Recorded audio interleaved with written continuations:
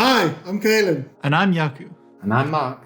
And this is episode 2 of At the Table, where we take actors and writers and bring them together to do a table read of a script and make notes and critiques and hopefully learn something from it.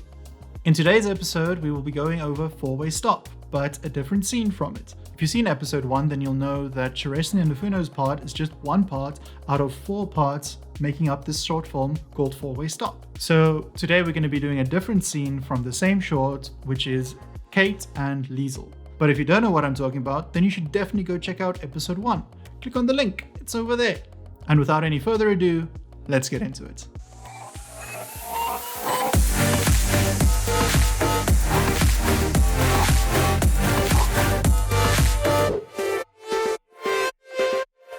So this is Four-Way Stop, Kate and Liesl, written by Mark Haynes and Jaco van Bosch. Who are those people? Anyway, fade in, interior Kate's car, day. Kate, 23, exhausted, disheveled, not ready for wherever she is headed, pulls up her handbrake. She is on the phone with her mother, Liesl, late 40s, very sweet, calm-sounding voice. All her dialogue is voiceover through the phone. Alice is going to be heartbroken. Kate doesn't reply. You're already halfway there. I've got such a bad headache. Okay, well, I've got some headache tablets. Then I've Got no more excuses. Come on, this christening is really important. I don't want to be a godmother. You're going to be great, okay? It's like being a mother, but with less of the real stress. But I want the real stress, Mom. Beat. You'll have another chance one day, I'm sure. Kate doesn't reply for a beat. Then, This traffic is so heavy for some reason. Okay, no more excuses. There's still an hour and a half left. You'll make it. Besides, you need to go over your baptism speech. About that, Your speech isn't done. Do you not want to support your little sister? beat. And your gift? look, Mom, it's not a big deal, okay? I can still be the godmother if I'm not at the ceremony. No, you can't. I'm sure I can. I'll just give the speech directly to them on Saturday at the Braai thing. If you're not there, you're not the godmother. Really, who says so? I say so. Okay, so we're doing this now. If you're not there, people will ask questions and you'll make a scene without even being there. Mom, I can't bring myself to. Okay, look, stop making this about you. This is about Alice, about Peter, and specifically about Benny. How am I supposed to wish her well? Is your little sister we're talking about? Yes. And what, you feel it should have been you? Beat. It's been 3 years. Silence. What happened was unfair and it shouldn't happen to anyone. If I could take that from you, I would. You're allowed to be sad, but just be here. Beat. Okay, Mom. I'm almost there. She lowers the handbrake and steps on the acceleration. Fade out. Wow. That's so good. That was amazing. Nice time, guys. That was good, man. Nice. So, guys, or should I say, ladies and Mark, that was fantastic. I really, really enjoyed every single answer of that. I think from our first read till now, like it just got better and better and better with everything everyone brought to the table. And for me, I know it was like a day worth of planning and a day of rehearsals, but for me, I felt proud because I was like, they're gonna say I directed that, but that was all them. So anyway, it was really, really good, and I really just loved how each phase of the rehearsals went leading to now. So I don't know if you guys have any notes pertaining to the script and to your performances, but from my side, I'll reserve that more towards the end. Sure. It's very interesting playing the person on the other side of a phone when your entire scene is sort of done by a voiceover, because you realize as an actor how much you rely on body language to convey what you're saying and the subtext and things like that. that you don't necessarily get to pick up, but you still have to perform from that place. And I think it creates a really interesting dynamic. And it being over Zoom is really cool because you kind of get that detachedness without having to mime a phone against your ear. So I really enjoyed this. In general, since this whole shindig started, I haven't been a fan of Zoom performances because it feels disconnected. But in this case, I find it really sort of helped. Love the writing. I felt she came across very hip mommy. So she was obviously very much like, listen, I know exactly what you're up to. And it felt for me when I was going through the dialogue, and especially when it came to like the fourth or fifth run through for me personally, that there were small things I would have added, probably more from my character development side than perhaps from the writing side, of nuances that there would be between a mother and a daughter. And would she call her Katie, or when would she call her Katie, and when would she call her Kate? Or would she refer to a pet name or something? Because I mean, obviously this is a really delicate issue, because obviously Kate has gone through some trauma regarding losing a child, and it's a family matter, and there's this whole, like, the stakes are pretty high. So yeah, there were things like that I would play with regards to characterization and perhaps, I don't know, in a writing sense, with how they relate to one another, in a more relating way, in a more maternal way. And like Kenan said, in the process of us running through it in rehearsal, like, all the layers started adding. And that's what I love about like rehearsing with people, especially so close to a performance time, is that there are things and nuances that you pick up that aren't always picked up unless you do it, and you do it, and you do it, and you do it, and you do it, and you have someone observing and highlighting aspects to you that you might be blind to. Yeah.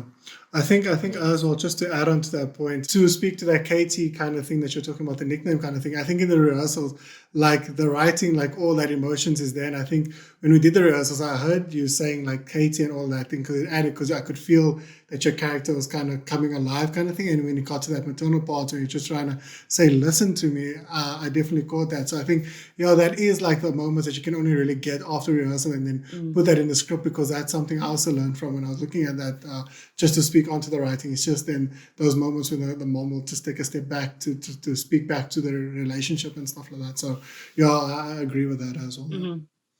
Yeah, I think from my side, it's very interesting for me because I'm still relatively new to this whole acting thing. It is a delicate matter. I think at the beginning of the script, this character is obviously, Kate is trying her utmost best to avoid going to this baptism christening of her sister's child. And, when I was first reading the script, I was like, okay, well, what's the reason? Like, why is she so reluctant? But that's obviously due to some kind of past trauma that she experienced. And, these layers are kind of peeled back as the scene kind of plays out, and you realize, okay, well, she lost a child 3 years ago. And that is something that is hard to relate to, especially being so young and not having ever been pregnant. But I guess, as always, you have to kind of really empathize with the character. I think Tanya did a really good job of being as comforting as possible in a very realistic way. And I think, as she said, the kind of disconnect being over a phone, having it played out over Zoom definitely helped, because how can you be there for someone when you're not there with someone? That's a very difficult situation to be in, and I think she did that really well. So it was just a lot of fun. Yeah. Awesome. Fantastic, Joanna. And like I said, you could definitely see towards the end that, like, are you saying, like, she just wants to be there, wants to comfort you and stuff like that. But I think if I had to add my own notes to it, first going towards the pros and the positives of the script. Firstly, really well done, guys. I don't know what inspired this, but I really felt the drama of the scene. I know last time we did a comedy-centered script, and this one, you just really felt the heaviness of the moment and stuff like that. For the notes that I would give to say to what can be improved, I think what we discovered more in the rehearsals is maybe towards more to the climax, give a bit more room for Katie to break down a bit, because she's a bit too responsive and stuff. And I think that's what we felt is like, it's a heavy moment for her. And I think that moment of catharsis at the end, for like the way it was performed now, I thought it was brilliant. But I think if there was maybe just a bit more for her to deserve that last line of, okay, Mom, I'm almost there. I think, and I know obviously there's restrictions with the page count and stuff like that, but I think maybe next time just maybe focus more on the deserving of of what comes after that third act and after that conflict, and just the truth of the moment. But like I said, everything else was brilliant. I really liked, like we were speaking in rehearsals, how Kate has this thing in her heart, and she's saying all the subtext of why she can't make it and all these excuses, but she's at a disadvantage because her mom knows why those excuses are there, so she can't, her defense mechanisms aren't working. And I thought that was really interesting to bring into the writing. So well up, guys, really, really well done. Yeah, I wanna add to what Kaylin said there with regards to the writing. Like, my first thing when he asked me about the script was the fact that I really loved the way you guys took in 3 pages the various ways in which this mother is trying to convince her daughter to do this thing. Like, it's like when you're a kid and the kid wants candy and it goes to his mom's like, Mom, I want candy, and the mom says no. It's like, so Mom, I love you, and the mom still says no, and then it throws a tantrum. So it has all these little maneuvers around getting around the shitty part to get what the person wants. And I thought that was really well illustrated throughout the script. It was clear, like, this woman is adamant about getting her daughter to this thing. And for me personally, it was figuring out, just as a part of the backstory, why she was so adamant. I was actually telling Mark this scene reminds me very much, I don't know if you guys seen Lady Bird, but it reminds me very much of the opening scene of Lady Bird. That's one of my favorite movies. You're making Mark smile right now. Wait. Got it right over here. Nice. So Nice. yeah. Plugging. Anyway, but like, what I love about Lady Bird is, as much as it is a coming of age story about Christine, aka Lady Bird, it's more a love story between mom and daughter. But the same way so much was compacted into that opening scene is the same with this scene that played out here right now, because with Christine and her mom's relationship, they have to have a very you have to have a strong bond with the person for certain things to kind of make sense. And I think with Kate and Liesl, it's the same thing. They obviously have a very close relationship because it is so transparent, and because her mom knows her so well that she sees past all of Kate's excuses, and the ability to be able to convey such a strong relationship in such a limited page number space is kudos to the writing. So yeah, that's all I wanted to add. That was a very long-winded explanation, but that's Thanks. Yeah. I think it was like what you guys are saying now was really sort of difficult, and I was kind of worried about that because it's me and Mark. We are 2 male writers.